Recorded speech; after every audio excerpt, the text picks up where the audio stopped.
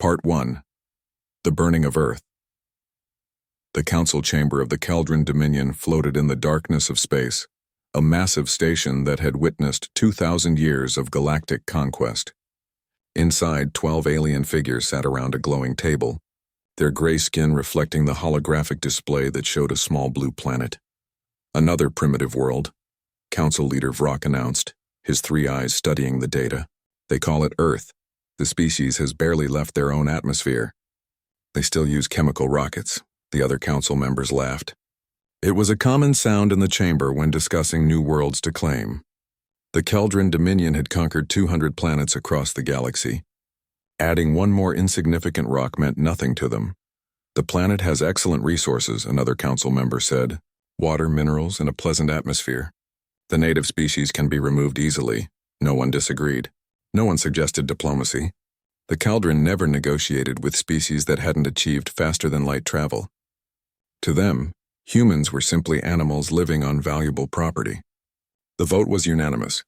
Earth would be claimed and its population eliminated. 3 days later, the sky above New York City tore open.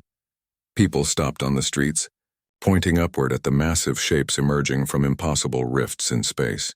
The ships were enormous, each one larger than the tallest skyscrapers. They hung in the air like dark mountains blocking out the sun. Sarah Chen stood on the observation deck of the research vessel Meridian, orbiting near Mars. She watched the live feeds from Earth with growing horror. Every major city on the planet showed the same scene. The alien ships weren't landing. They weren't communicating. They were simply positioning themselves. Why aren't they talking to us? Her colleague whispered beside her. Sarah didn't have an answer. She was a physicist, not a diplomat, but every instinct told her that silence meant nothing good. The first strike hit Beijing. A beam of light fell from the ship like a pillar connecting heaven and earth.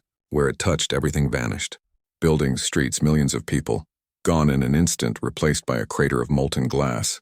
Then London, then Mumbai, then Moscow, then Los Angeles. Sarah felt her legs give out. She grabbed the railing, her mind refusing to accept what her eyes were seeing. The Earth she had left just 6 months ago was being systematically destroyed. The feeds showed people running, screaming, dying. Military forces fired everything they had at the alien ships, but their weapons bounced off invisible shields like rain on glass. Meridian. This is Houston Control. A panicked voice broke through the radio. If anyone can hear this, evacuate the planet if possible. They're not stopping. I repeat, they're static. The feed went dead. Sarah's hand shook as she pulled up more channels. Every news station showed the same apocalyptic scenes. Some broadcasts ended mid-sentence. Others showed only empty chairs where journalists had been moments before, the cameras still running with no one to operate them. By the end of the first day, 30 major cities were destroyed.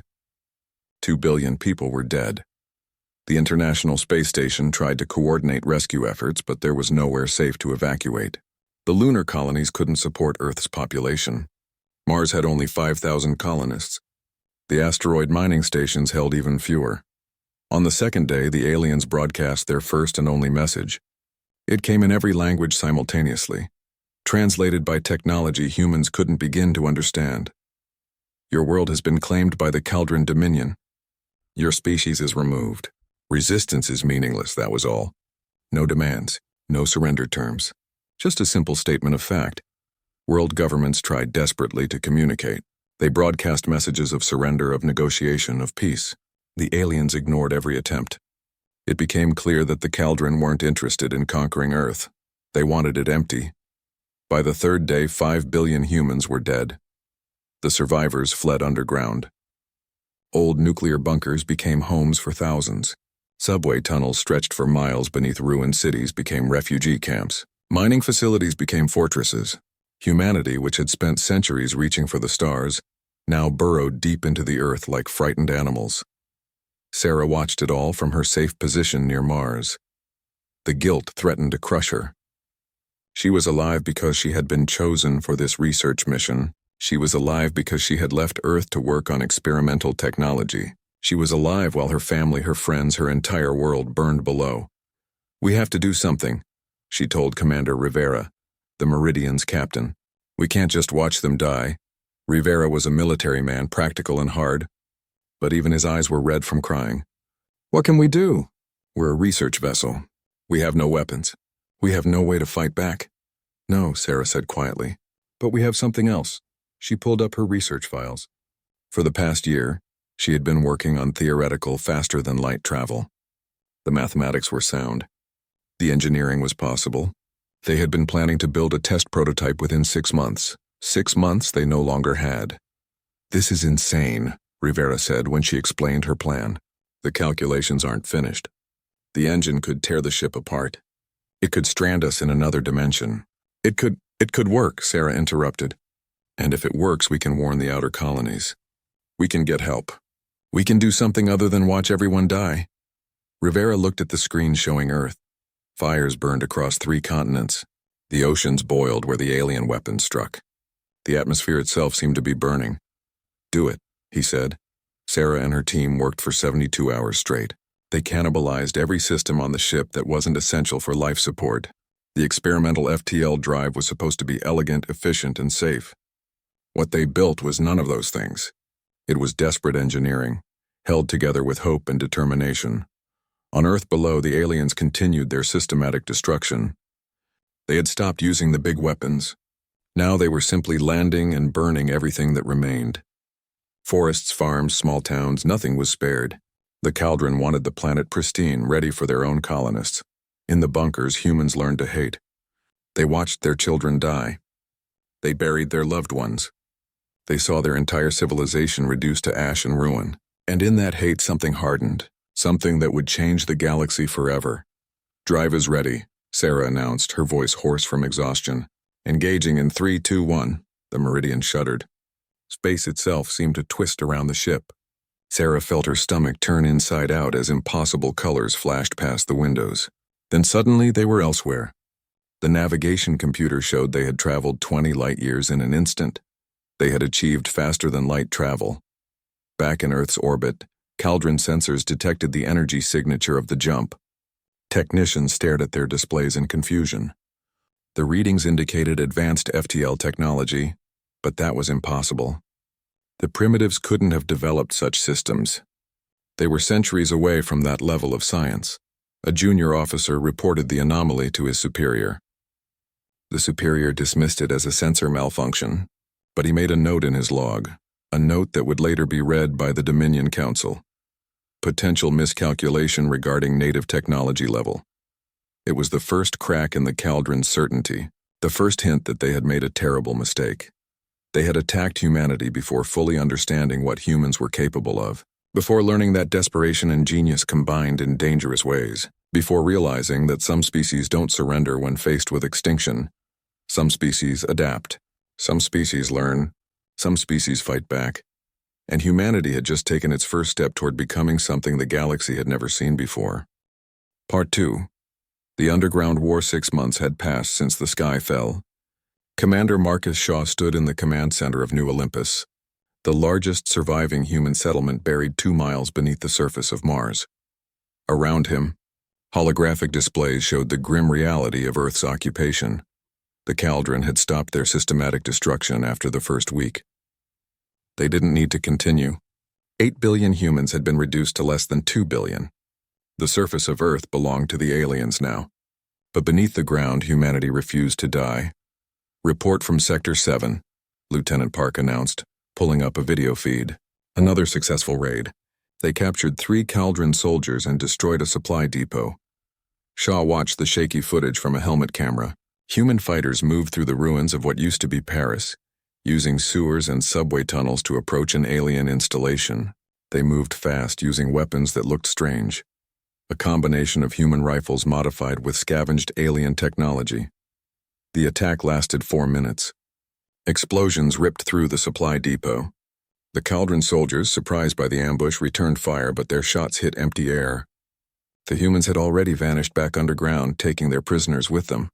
"How many raids is that this week?" Shaw asked. 47 across all continents, Park replied. "The Caldron are losing supplies faster than they can ship them in." Shaw allowed himself a small smile. It wasn't much, but it was something. The aliens had expected a quick extermination followed by easy colonization. Instead, they got a war that never stopped. an enemy that refused to surrender, and tactics that broke every rule of civilized warfare. Because humans didn't fight civilized wars anymore. They fought to survive. Subcommander Thelnox of the Caldron Dominion walked through the command center of the occupation force, his mood darkening with each report he read. Supply convoys ambushed, communication towers destroyed, patrols disappearing in the ruins, and the prisoners the humans were taking prisoners now, which meant they were learning to interrogate, to gather intelligence. This was supposed to be simple, his superior Commander Drac said with frustration. A primitive species, pre-FTL technology. They should have been eliminated in days. Thelnox said nothing. He had studied the reports carefully. The humans were primitive when the attack began, yes, but they learned impossibly fast. Within weeks, they had figured out how to hack Caldron communication systems. Within months, they were using captured weapons better than some Caldron soldiers. They're adapting, Thelnox said quietly. Faster than any species I've ever seen documented. Drac dismissed the concern with a wave. They're insects, pests, will eliminate them eventually. But Thelnox wasn't so sure. He had fought in 30 campaigns across the galaxy. He had seen dozens of species conquered. None of them fought like this. None of them combined such desperate courage with such cold intelligence. On Mars, Sarah Chen worked in the laboratory that had become her entire world. Around her, the experimental FTL drive that had saved the Meridian had been studied, improved, and replicated. Now, 6 months later, humanity had something they never dreamed possible: their own warship. The UESS Defiance wasn't beautiful. It was built from mining vessels, cargo haulers, and salvaged parts. But it had working FTL drives, weapons reverse-engineered from captured Caldron technology, and a crew of humans who had nothing left to lose. "We're really going to do this," Rivera said beside her. He was captain of the Defiance now, promoted from the Meridian. "We're going to take the fight to them," Sarah nodded. They had spent 6 months hiding, preparing, learning. Now it was time to show the galaxy what desperate humans could accomplish. 3 more ships are almost ready, she said. The Retribution, the Vengeance, and the Fury. Rivera laughed bitterly. Not subtle names. "We're past subtle," Sarah replied. Marcus Shaw reviewed the plan one final time. It was insane. It was desperate. It was humanity's best hope. The 4 ships would jump to Caldros III, a minor Caldron mining colony 20 light-years from Earth. They would strike fast, destroy what they could, and jump away before reinforcements arrived. The goal wasn't to win a battle. The goal was to send a message: humanity wasn't dead. And they were coming for revenge. "Are we sure about this?" his second-in-command asked. "If we fail, we lose 4 ships and thousands of people we can't afford to lose." Shaw thought about Earth. He thought about the videos of cities burning, of children crying, of the world dying. He thought about his wife and daughter, who died in the first hour of the attack. "We're sure," he said. The message went out across all human settlements, from the bunkers beneath Earth to the colonies on Mars, from the lunar bases to the asteroid miners. Commander Marcus Shaw's face appeared on every screen. 6 months ago, the Caldron Dominion came to our home. They didn't ask for surrender. They didn't offer terms. They simply started killing us. They thought we were weak. They thought we were primitive. They thought we would die quietly. He paused, letting the words sink in. They were wrong. We've learned their language. We've stolen their technology. We've built ships that can cross the stars. And now we're going to show them what happens when you attack humanity. On Earth, in bunkers lit by scavenged alien power cells, survivors watched the broadcast and felt something they hadn't felt in months. Hope. "We didn't start this war," Shaw continued, "but we're going to finish it. To every human listening, keep fighting. Keep surviving. We're coming back for you. And to the Caldron, if you're monitoring this transmission, and I know you are, hear this clearly." His eyes hardened, showing a rage that burned cold and focused. "You wanted to exterminate us. Instead, you taught us how to hate. You taught us how to fight. You made us into something new, something you're going to regret creating. We're not asking for mercy. We're not offering surrender. We're coming for you, and we won't stop until either you're destroyed or we're extinct." The transmission ended. In the Caldron Command Center on Earth, Thelnox watched the human's message with growing unease. The translator worked perfectly, rendering the alien words into Caldron language. But some concepts didn't need translation. The look in Shaw's eyes was universal. It was the look of someone who had nothing left to lose. Should we be concerned? A junior officer asked. Commander Drac laughed. Let them come. They have 4 ships. We have thousands. Let them learn what real military power looks like. But Thelnox wasn't laughing. He had studied military history across 100 worlds. He knew that the most dangerous enemy wasn't the one with the biggest fleet. It was the one who refused to accept defeat. The Defiance and her sister ships prepared for their first jump into enemy territory. The crews were mostly civilians who had learned to be soldiers, engineers who became warriors, scientists who became strategists. They weren't trained military personnel. They were survivors carrying the rage of an entire species. Sarah checked the FTL drive one last time. The calculations were perfect. The drive would work. Whether they survived what came after was another question entirely. All ships report ready, Rivera announced from the captain's chair. Marcus Shaw, commanding the small fleet from the Defiance, gave the order that would change everything. Jump. 4 ships vanished from Mars space, 20 light-years away, above a peaceful Caldron mining colony that had never seen war. Space twisted and tore open. Humanity had arrived. And the galaxy would never be the same. Part 3. First Blood in Foreign Stars. The mining colony of Caldros III had existed for 300 years without incident. 10,000 Caldron lived there, extracting valuable minerals from the planet's crust and shipping them across the Dominion. The colony had defense systems, but they were designed to ward off pirates and raiders. Not warships. They were certainly not designed to fight humans. The 4 Earth ships emerged from FTL space directly above the colony's main settlement. Alarms screamed immediately. The colony's defense coordinator stared at his screens in confusion. The ships were crude, ugly things that looked like they had been welded together from scrap metal. But they were here, somehow crossing 20 light-years, which should have been impossible for the primitives from Earth. Identify yourselves, the coordinator broadcast in standard Dominion language. The response came in perfect Caldron, spoken with a cold human voice. This is Commander Marcus Shaw of the United Earth Space Force. 6 months ago, your people came to our world and murdered 8 billion innocent people. You destroyed our cities. You killed our children. You thought we would simply die. You were wrong. The transmission cut off. Then the humans attacked. The Defiance launched weapons that the Caldron had never seen before. Small drones, thousands of them, each one carrying explosives and guided by simple AI. They swarmed the colony's defense platforms like insects, overwhelming the targeting systems through sheer numbers. Each explosion was small, but there were so many that the shields collapsed within minutes. They're using illegal AI warfare, the defense coordinator shouted into his communicator. They're violating the Treaty of Synthetic Intelligence. No one answered. The communication towers were already burning. The Retribution and Vengeance targeted the colony's spaceport, destroying ships before they could launch. The Fury focused on the mining facilities, reducing 300 years of infrastructure to rubble. The humans weren't trying to conquer the colony. They were destroying it. On the ground, Caldron civilians ran for shelter. They had never experienced war before. The Dominion always fought far from home on other people's worlds. The concept of their own territory being attacked was completely alien to them. That was the point. Shaw wanted them to feel what Earth felt. The battle lasted 30 minutes. Then, as suddenly as they appeared, the human ships jumped away.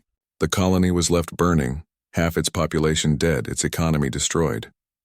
But more importantly, its sense of safety was shattered. Halfway across the galaxy, in the neutral trading hub of Scythia Station, the attack was witnessed by dozens of different species. The station's sensors had detected the human FTL, signatures, and recorded everything. Ambassador Krell of the Vryn Republic watched the recordings with his large, amphibious eyes focused intently on the display.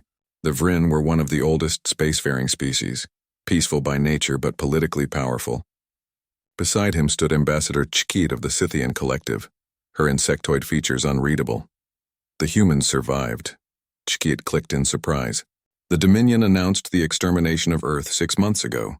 Yet here they are attacking Caldron territory. Krell nodded slowly. Not just survived.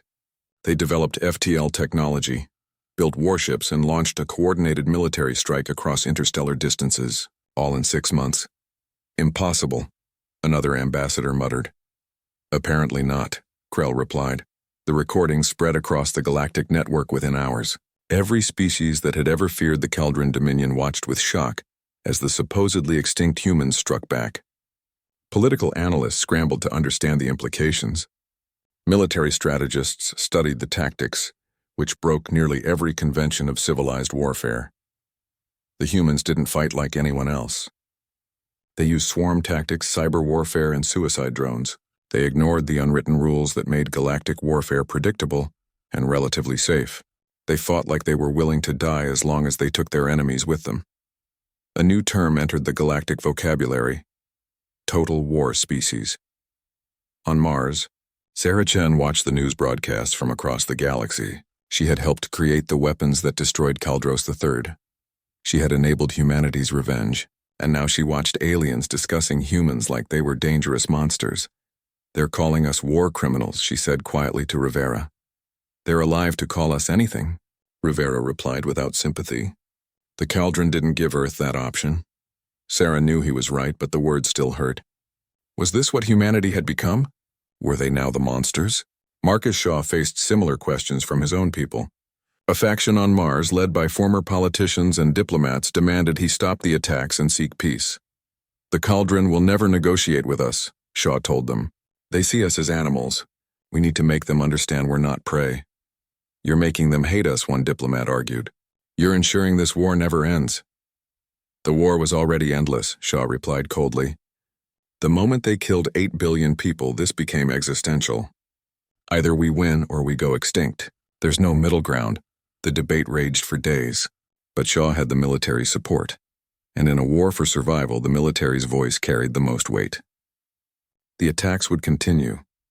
While humans argued among themselves, Sarah's team made a disturbing discovery.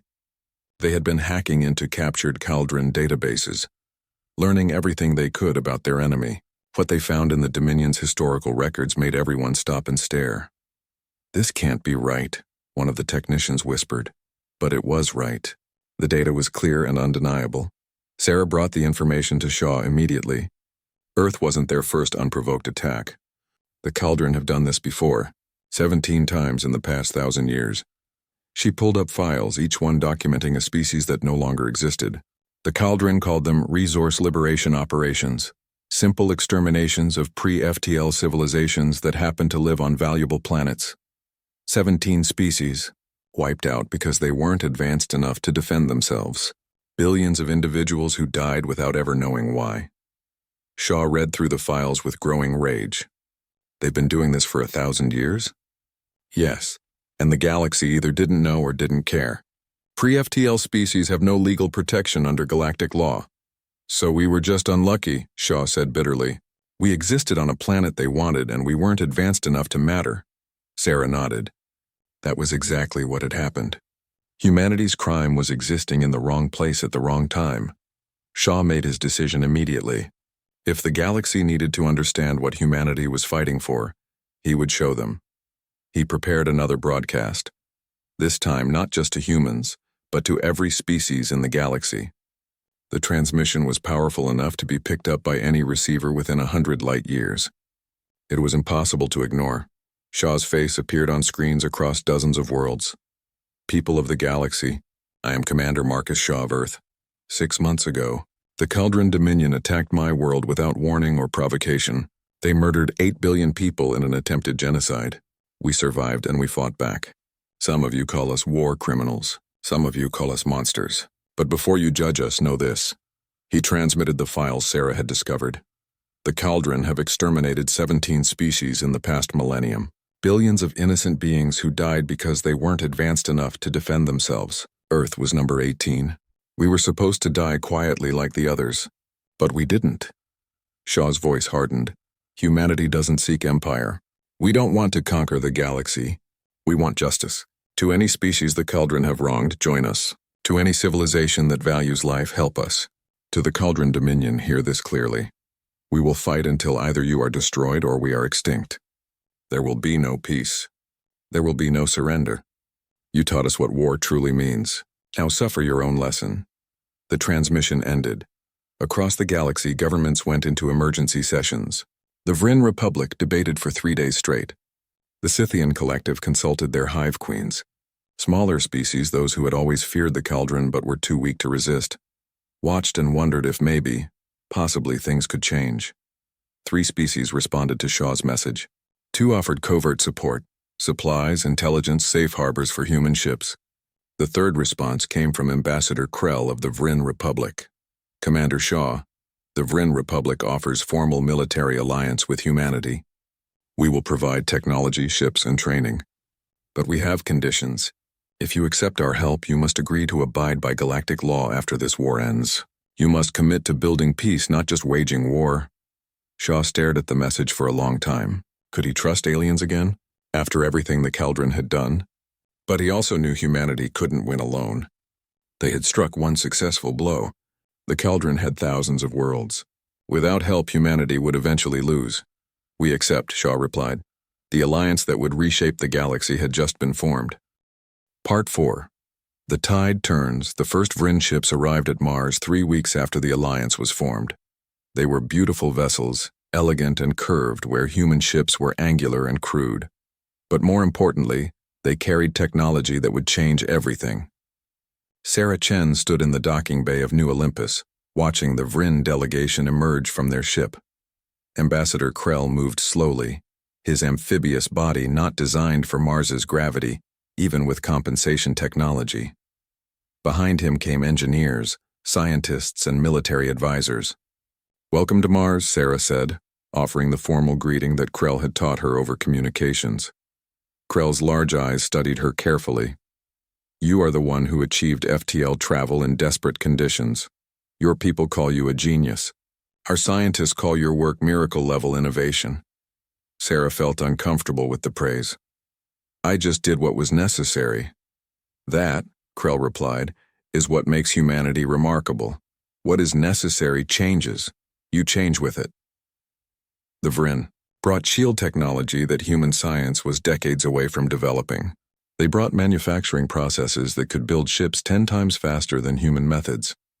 They brought star charts showing every cauldron military installation within 200 light years. But most importantly, they brought legitimacy. With the Vryn Republic's support, humanity was no longer a rogue species fighting an illegal war. They were recognized combatants with legal standing. The Scythian collective contributed differently. They were traders, not warriors, but their logistics network spanned the galaxy. Supplies that would take humans months to acquire could be delivered in weeks through Scythian channels. Food, medicine, raw materials, all flowing to the hidden shipyards in the Kuiper Belt, where humanity was building its fleet. Marcus Shaw watched the construction with satisfaction. In the beginning, they had 4 ships. Now, 8 months after the alliance formed, they had 50, and more were being built every day. "The Cauldron are calling this a minor border conflict," Lieutenant Park reported during a strategy meeting. "They're telling their people that we're just raiders and pirates, nothing to worry about." Shaw smiled grimly. "Then let's show them how wrong they are." On Earth, something remarkable was happening. The Resistance, which had been fighting a desperate guerrilla war for months, suddenly received a shipment that changed everything. Vryn shield generators, small enough to be portable but powerful enough to stop cauldron weapons. Human engineers adapted them within days. The next time cauldron forces tried to clear a resistant stronghold beneath the ruins of Moscow, they walked into a trap. Shield-protected humans emerged from tunnels, firing weapons that had been upgraded with Vryn power cells. The battle lasted 6 hours. When it ended, 300 cauldron soldiers were dead, and the Resistance had captured an entire armory. Commander Thelnox read the report with growing alarm. This was the 15th major defeat in the past month. Earth, which was supposed to be a pacified, occupied territory, was becoming more dangerous every day.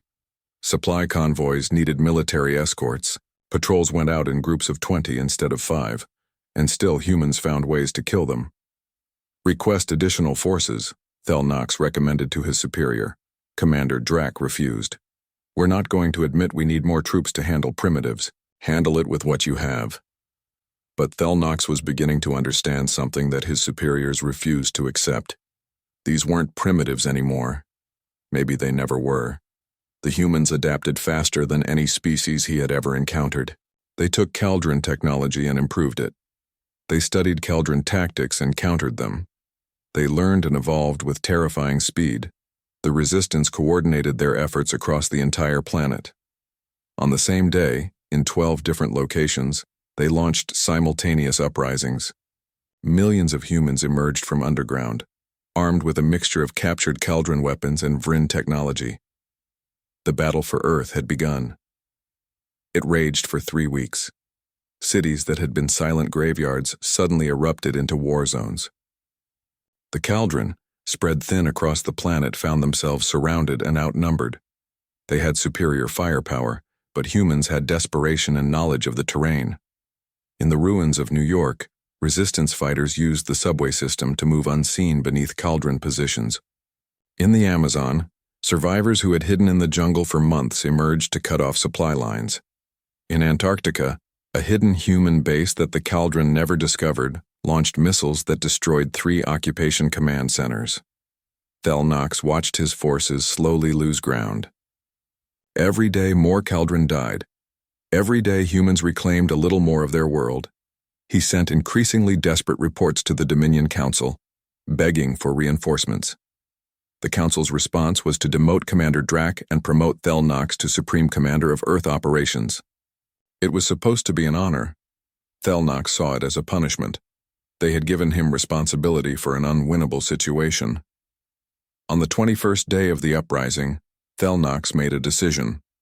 He ordered a general retreat to the main Cauldron bases on Earth. Let the humans have their ruins. The Dominion would hold strategic positions and wait for reinforcements, but the reinforcements never came. Because humanity wasn't just fighting on Earth anymore. Admiral Marcus Shaw, now commanding a fleet of 200 ships, launched Operation Hellfire. The target was Caldros Prime, the industrial heart of the Cauldron Dominion. The planet produced 30% of all Cauldron military equipment. Destroying it would cripple the Dominion's ability to wage war. The fleet jumped into the Caldros system and was immediately engaged by the defense fleet. Shaw expected this. The humans weren't trying to fight fairly. They were trying to win. The Vryn had taught them proper fleet tactics. The humans added their own innovation. Drone swarms launched from every ship, each one targeting communication systems and sensors. The Cauldron fleet found themselves blind and deaf, unable to coordinate their response. Then human ships equipped with experimental weapons designed by Sarah's team fired. The weapons were based on Cauldron technology, but modified with human creativity. They didn't just destroy shields, they overloaded them, causing feedback that damaged the ship's own power systems. The Battle of Caldros Prime lasted 2 days. In the end, half the Cauldron defense fleet was destroyed, and the planet's orbital factories were burning. Shaw's fleet took heavy casualties, 30 ships lost, thousands of humans dead. But they had accomplished their mission. The Dominion's industrial capacity was crippled. Sarah watched the battle reports with mixed feelings. They were winning. Humanity was actually winning. But the cost was so high. Every ship that fell represented hundreds of lives lost. Young people who should have been living normal lives were dying in frozen space, fighting a war they never asked for. "Are we becoming what we hate?" she asked Rivera one night. The captain was quiet for a long time. "I don't know," he finally said. "But I know what happens if we lose. We go extinct. Sometimes there are no good choices, only necessary ones." On the Cauldron homeworld, the Dominion Council finally acknowledged the truth they had been avoiding. This wasn't a minor border conflict. This wasn't a cleanup operation. This was a full-scale war, and they were losing. "We need to negotiate," one council member suggested. "Negotiate with animals?" Another replied with disgust. "Never. The Dominion does not surrender to primitives." But Thelnox, now sitting on the council due to his field experience, had different ideas. He had fought humans for more than a year. He had seen their tactics evolve. He had watched them transform from frightened prey to deadly predators. And he had read the historical files that humans had leaked to the galaxy. 17 species exterminated. 17 genocides committed by his people. And he never knew. None of the regular Caldron citizens knew. It was kept secret, classified as security matters. "We did this," Thelnox said quietly during a council meeting. "We attacked them without provocation. We tried to commit genocide. They're not monsters for fighting back. We're monsters for starting this."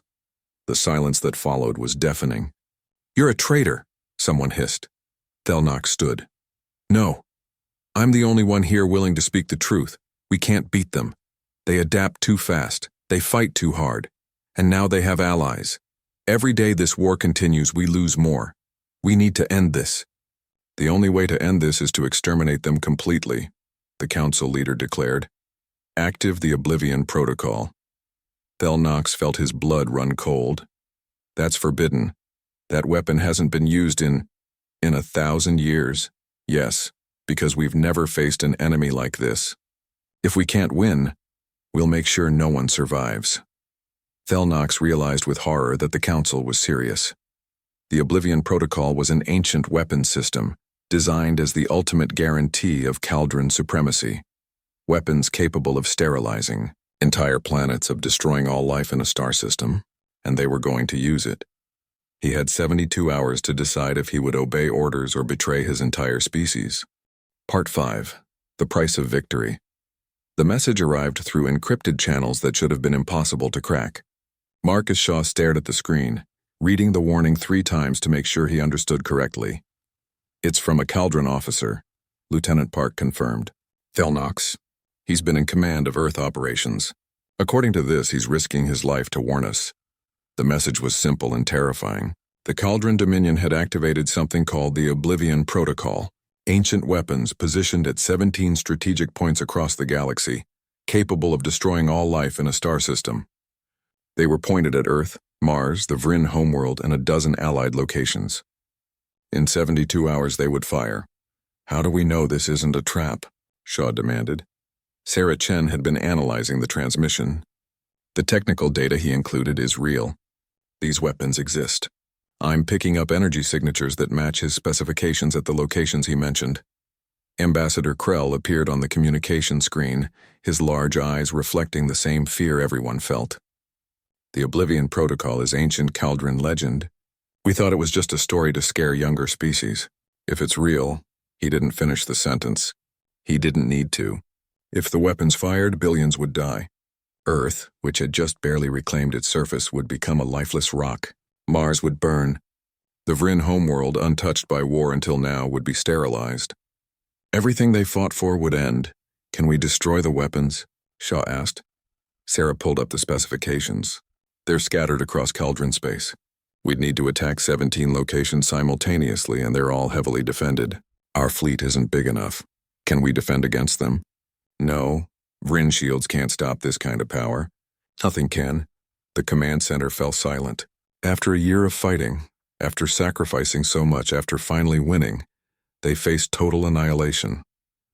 "There's one option," Sarah said quietly.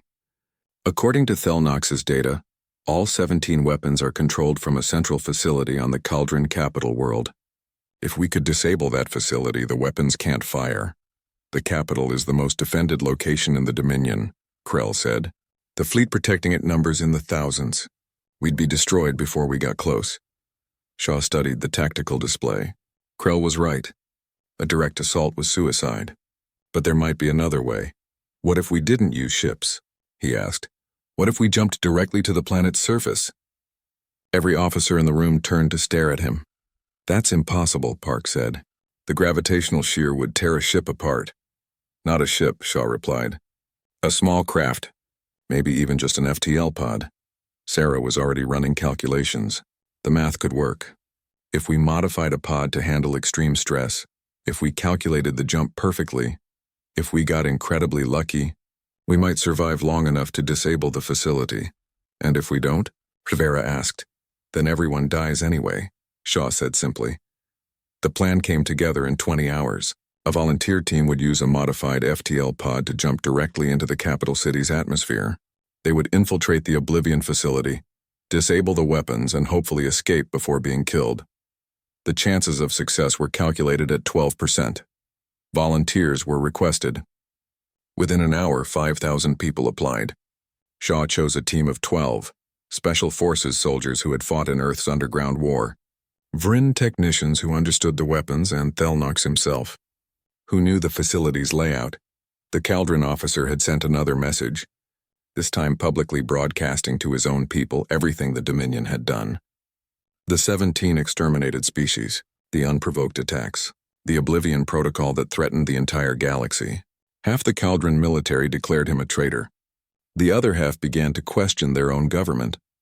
The Dominion was fracturing, but that didn't matter if everyone died first. Sarah insisted on being part of the infiltration team. Shaw refused, she argued. They fought. In the end, she pulled rank as the head scientist, and Shaw had to accept it. She was the only human who fully understood the weapon system.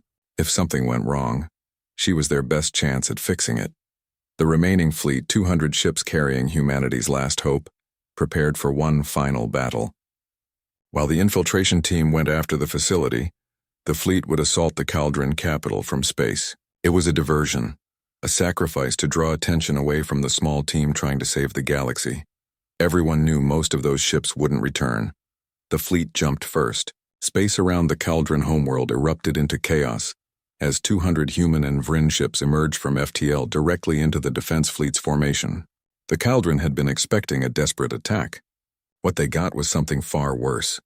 Shaw had authorized the use of every weapon humanity had developed, including ones that violated galactic law. AI-controlled drone swarms, thousands of them, each one learning and adapting in real time. Cyber weapons that infiltrated Caldron networks and turned their own systems against them. Nuclear devices smuggled onto supply ships that detonated in key locations. Humanity wasn't fighting to win anymore. They were fighting to give the infiltration team time. The small FTL pod carrying Sarah and her team jumped into the planet's atmosphere 5 minutes after the space battle began. The gravitational stress was worse than Sarah's calculations predicted. The pod's hull screamed. Systems failed. One of the soldiers died when his harness snapped and he was crushed against the bulkhead. Then they were through, falling toward the capital city at terminal velocity. Emergency thrusters fired, barely slowing them enough for a survivable landing. They crashed into a garden district, the pod carving a trench through alien vegetation. Sarah stumbled out, checking her team. They had lost 2 people in the landing. 10 remained. Move, Thelnox commanded. He wore human combat armor now, having abandoned his Caldron uniform. The facility is 3 kilometers from here. We have 40 minutes before the weapons charge completes.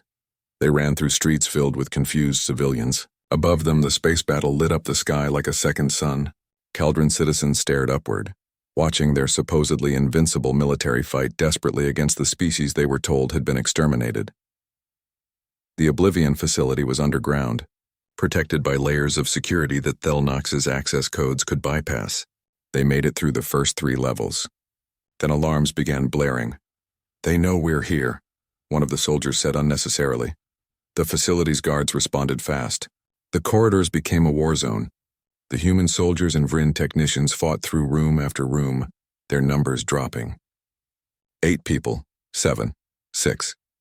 They reached the central control room with 15 minutes remaining, and found it was designed to require someone to manually override the system from inside the reactor core. A one-way trip.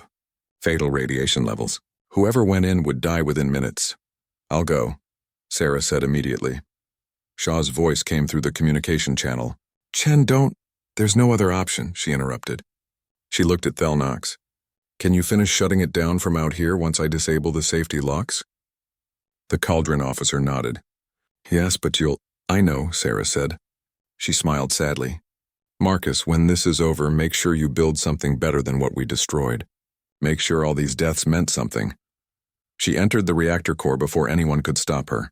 The radiation was worse than she expected. Her suit's alarms screamed.